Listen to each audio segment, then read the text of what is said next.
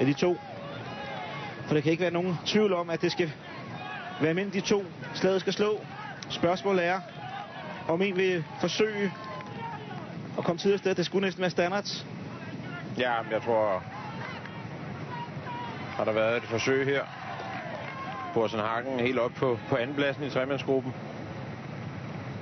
Men de bliver ved med at tabe tid.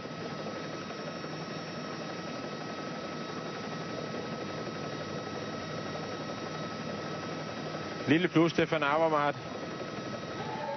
Men det afgørende er jo, her begynder de så at sætte farten ned. Standard går frem 1 kilometer. Standard op at stå.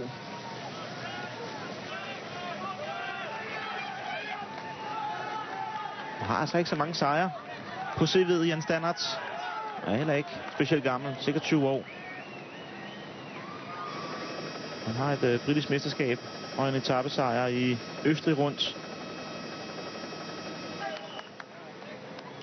Så han har lavet mange fine resultater, men øverst på podiet, det kommer han altså sjældent.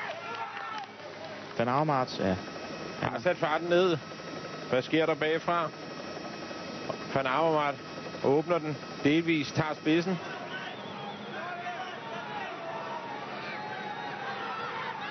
Og heroppe i bunden, der krøller den rundt og ind til mål.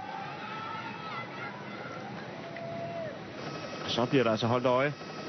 Han bliver nervøs, da Van Avermaet over farten. Standard orienterer sig lige og skal se, om Terpstra Van Marke er på vej tilbage.